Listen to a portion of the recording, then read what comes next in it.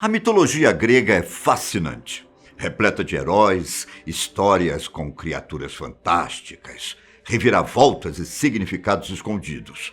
As narrativas são lembradas e usadas como inspiração até os dias de hoje.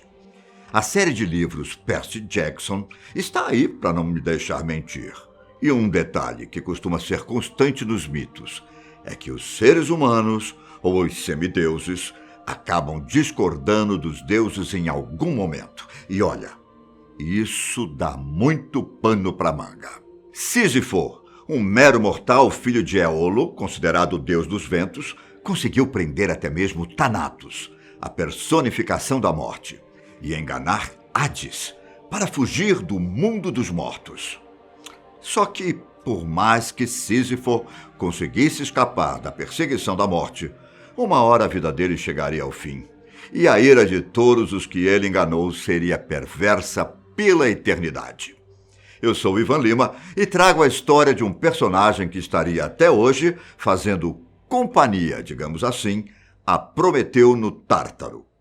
Aproveita e deixa o seu like aqui embaixo e se inscreve no canal. A quantidade de histórias gregas é tamanha que muitas ainda não foram contadas ou adaptadas, justamente pela complexidade que elas possuem. Outras sofreram alterações com o tempo e se tornaram ainda mais fantásticas. E a de Sísifo não é muito diferente. Veja, em um dos casos que demonstra o tamanho da inteligência dele, Sísifo já era rei da cidade de Corinto, quando viu Égina, filha do deus rio Ásopo, ser sequestrada pela águia de estimação de Zeus. O motivo? A beleza deslumbrante da jovem. Como 2 mais 2 são 4, Sísifo viu nesse rapto a oportunidade de melhorar o próprio reino, que não tinha fonte abundante de água doce.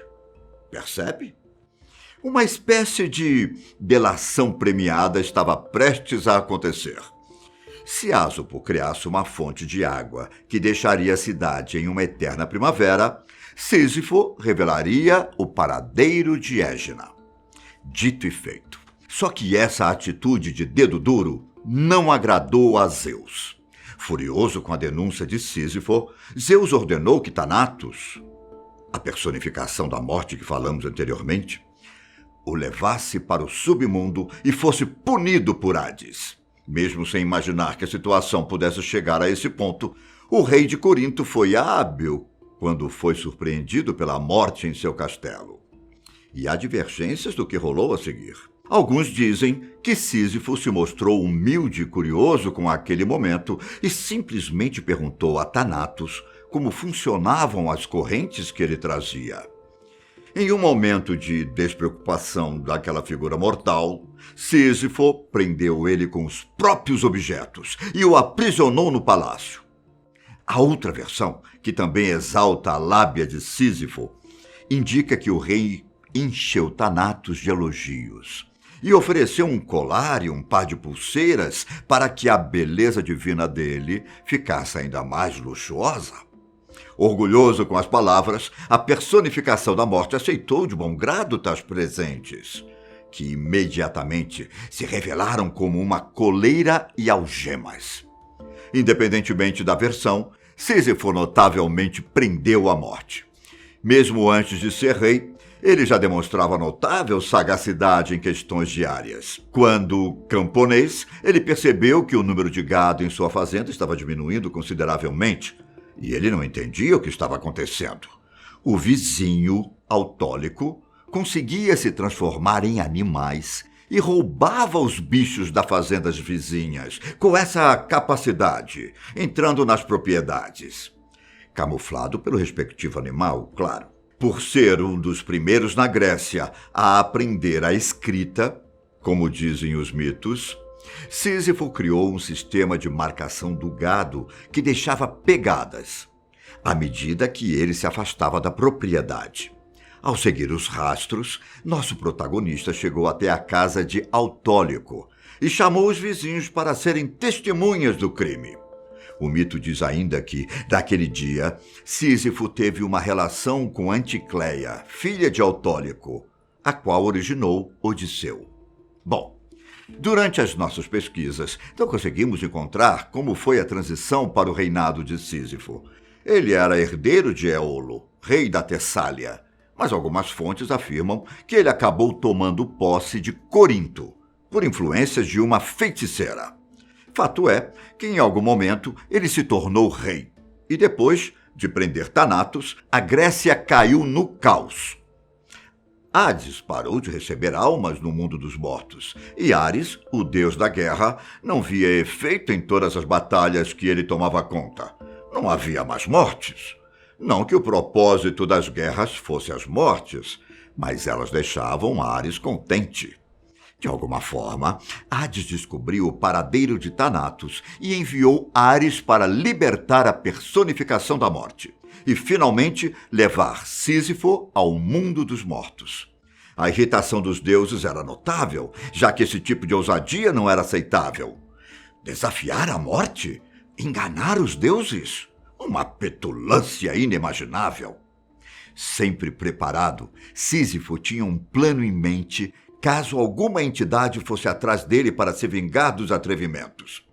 Ele pediu para que Mérope, a esposa dele, não o enterrasse e nem fizesse velório caso uma morte repentina o atingisse. Não se sabe os detalhes de como Sísifo partiu para o mundo dos mortos. Se Ares o assassinou ou se Thanatos, agora liberto, levou o corpo e a alma dele. Fato é que ele foi levado para a presença de Hades, no mundo inferior. Novamente, duas versões da história se misturam nesse momento. Uma afirma que Hades tomou a decisão e a outra que Perséfone, a deusa do submundo, bateu o martelo. Veja, ao chegar nas portas do Tártaro, Sísifo recebeu uma advertência pavorosa da divindade, que estava totalmente descontente com as contínuas enganações do mortal. Antes de saber a própria punição, o rei de Corinto proferiu um discurso preparado há tempos, desde a época em que ele aprisionou Thanatos.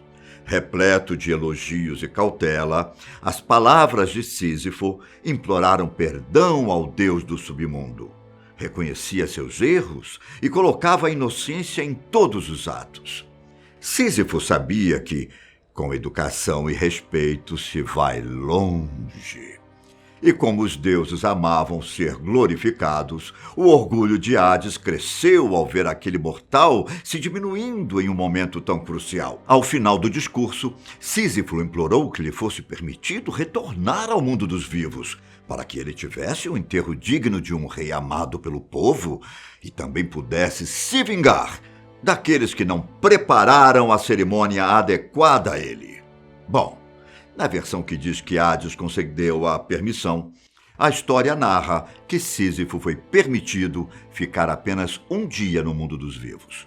Já na alternativa em que Perséfone concedeu a possibilidade, é dito que ele poderia ficar 3 dias com os mortais. Mais uma vez, não importa qual versão é a certa. Foi permitido que Sísifo retornasse e, ao fazer isso, ele passou a perna no casal das trevas. Fugiu com a esposa para bem longe e permaneceu escondido, longe da morte e dos deuses. Ele viveu até a mais avançada velhice, o momento em que não adiantaria mais ser muito inteligente para se safar da morte. Naquele momento, Zeus ordenou que Hermes, deus de muitas denominações, sendo uma delas o das viagens, fosse até o local em que Sísifo estava e levasse a alma dele mais uma vez ao mundo inferior, para que Hades, mais uma vez, pudesse puni-lo. Cansado de ser feito de bobo pelo mortal, o deus do submundo nem permitiu que Sísifo pronunciasse alguma palavra em sua defesa ou pedisse clemência. Por ser considerado um dos maiores rebeldes que já teve coragem de enfrentar os deuses, Hades tratou de castigá-lo no Tártaro, junto com Prometeu, Tântalo e muitos outros personagens mitológicos que se deram mal ao fugir da vontade das entidades.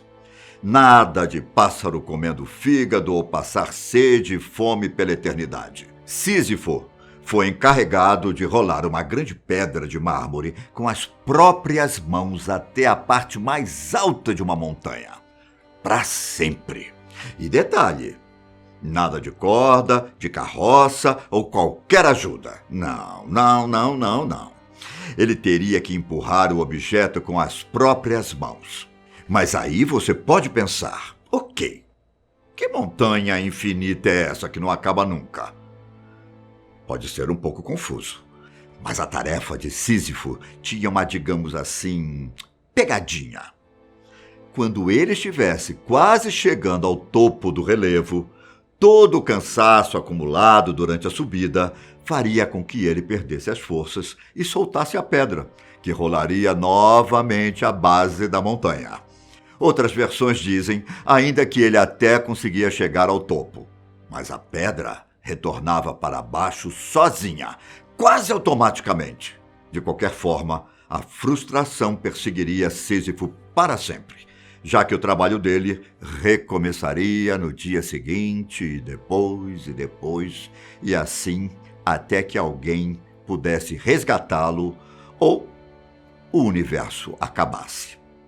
Se toda a mitologia grega algum dia se provar realidade, é provável que seja revelado que Sísifo está até hoje empurrando a pedra, em um looping eterno de punição.